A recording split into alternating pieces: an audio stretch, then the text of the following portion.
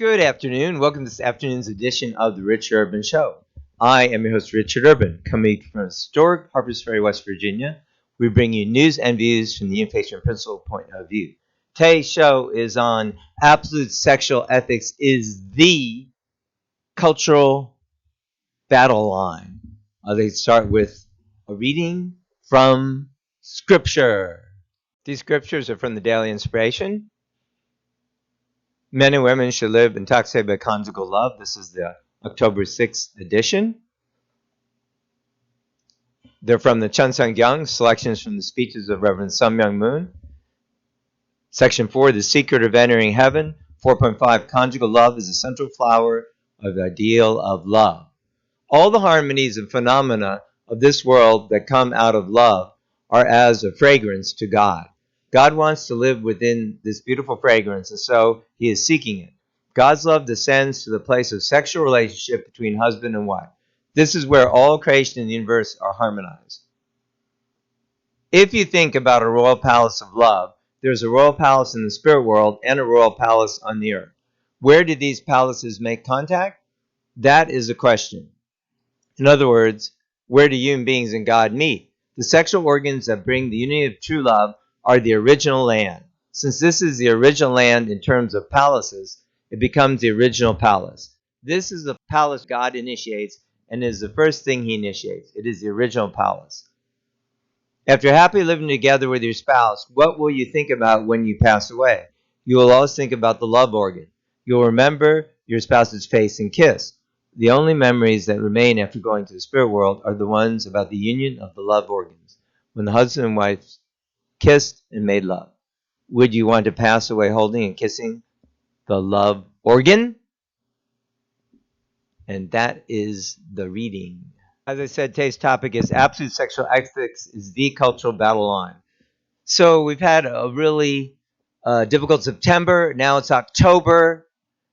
We saw the assassination of our dear friend Charlie Kirk, and a lot of other things are going on in this battle. But I'd like to point out and really bring to clarity that the real battle at its core is one of sexual ethics. That means the ethics of a man and woman centered around marriage, family, all the things that if you read in the Daily Inspiration, Reverend Sun Myung Moon is talking about on a daily basis. And we see even this is interconnected with the assassination of Charlie Kirk. What happened, we find out that the person who assassinated Charlie Kirk was in a so-called furries group, which is basically a sexual fetish type of group to a large extent. And we find out that among the furries, that something like 85% identify as lesbian, gay, bisexual, transgender. And in fact, we find that that person identified as transgender and was living with his confused transgender boyfriend. So is it any surprise that this is mixed in with violence? What was the original violence? Well, if you're reading the Daily Inspiration, we know the original violence was the rape of Eve, that the original fall of man involved sexual violence or going against the order of God, which is that sex is the most holy and most precious thing, as I just read, the royal palace, and it was violated in the worst way by the devil Satan. And if you study the unification principle, which you can do at our website, visionroot.org, you will understand exactly what I mean. So when you get these strange subcultures like people dressing as animals, and then, what the animals even in their sexual culture, like, it's not like human culture where it's for love. So even there is something there. So these things intersect, and if you think about the violent attacks like on the school in Tennessee, like a large number of those ideologically driven attacks, the majority of them were people who are transgender, who are mentally ill, they're sexually confused, and perpetrating violence. And it's not surprising, it's tragic, because these things are all connected together, because the original violence was sexual violence. And it's an act against the very will of God to make, the world beautiful and loving, centered on families. So I would like to report an experience that, when our program, and I've been working in the sexual abstinence education field, marriage education, for more than 2 coming to 3 decades. So I remember during our time in Washington, D.C., where we worked for almost 2 decades on this issue and founded Urban Life Training, nonprofit, which is short name of Ultra Urban Life Training Reality Assessment Teen Choice. Then one time we had one of our star guides, as students teaching abstinence responsibility, they made an image of a diamond, guard your diamond, and that was featured on our website. So some homosexual discussion group blog, picked up on that, because one day I was checking the web statistics and they're like 2,000 people had visited. I said, "Well, what are they visiting?"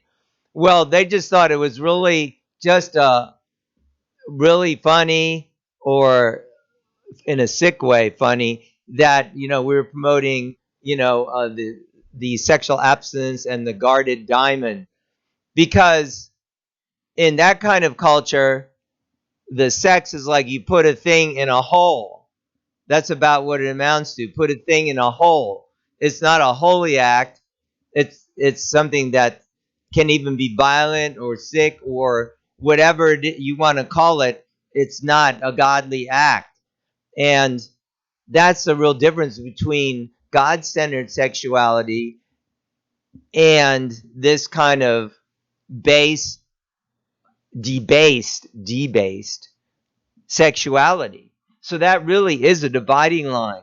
So we held over from 2021 to 2024, Urban Life Training held 8 workshops. And the first one was called Dividing Line, Ending the Culture That Causes Sexual Abuse. So another experience I want to share is at our club at Duke Ellington School of the Arts in Washington, D.C. If you look on our website, Urban Life Training, you'll see a picture of the club members there. Then on the banner, well, while we were outside taking that picture, about 15 young women marched in. They were part of the feminist club, so-called, at Duke Ellington. So we come back inside into the classroom where we're meeting, and here are these 15 girls sitting around. It's like, hey, what's going on? And so what they were there to do is object that we were promoting, and the students were putting up little mini posters for Abstinence Awareness Week, saying things like, to guard your diamond, to a safe sex for marriage, that most teenagers are sexually absent, things like that. And so they were saying, some of the girls were saying, well, we were sexually abused, and you're saying that we should be celebrating Abstinence Awareness Week, but we lost our virginity through no fault of our own. So of course that's a terrible thing, through sexual abuse. So you'd think there would be a nexus where these girls, these young women, would want to work towards sexual abstinence, but no, they were offended by it.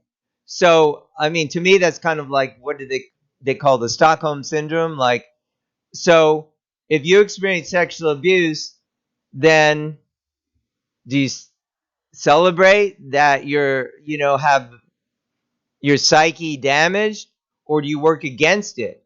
So I think it's really something that needs to be looked into further, that no, people didn't just decide they wanted to be lesbian, gay, bisexual, or transgender with no impetus, but many times, to a higher extent, like statistics show that for adults, 50% of adult women identifying as like lesbian, gay, bisexual say they've had sexual abuse as an adult, and 20% or more than that say they've had sexual abuse as a child, which is a higher percentage than normal, maybe about twice as high as normal, if you can believe that 10% of people say they've been sexually abused, which is terrible.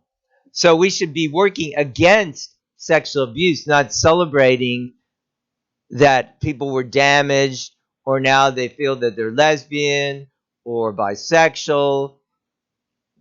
And also, we should be against the recruitment that's going on through now. All this is accelerated by social media, constantly accelerating this degeneration by saying it's good or it's natural or it's a normal process, when the fact is, if most young people don't act on those urges, they'll grow out of it. Like the people who are prominent in the detransition movement, like Chloe Cole, will no one explain to them or her or her parents that, hey, most likely if you just leave this alone, your child, you will grow out of this. No, instead they want to chop off the breast or give permanent life-changing hormones. This is completely sick. So the idea that nastiness in general, and even the very terrible assassination of Charlie Kirk, that came from someone who's deranged. Yeah, they're deranged. If they're living with a man who thinks he's a woman or something like that, they're deranged. That's not normal. And until probably, 10 years ago, no one would even have entertained that was something that should be happening if they're doing honest scientific research, not going by like the John Money, the guy who accidentally, what did he do? Burn off the boy's penis and then said, "Oh, let's dress him as a girl." And this became the base of transgender movement. It's insane. And it's not just insane, it's evil. So it does go back to a type of crassness and nastiness around sexuality. And it's not just crassness and nastiness. It goes back to the original act that was the very act that destroyed God's creation, the fall of man. And I think that's what we all need to know as Christians. The fall of man destroyed God's creation. So it's not just something that's nasty or crass or whatever. It is harmful to God's very ideal. So to conclude, I do want to point this out, that absolute sexual ethics is the cultural battle line. It's not just a cultural battle line. It's the cultural battle line. And it's something we have to answer to. So now, if you're hearing this, you're being exposed to the idea that there is a unification principle. And if you haven't studied it, you need to study. It's not just like, oh, well, that's nice, next.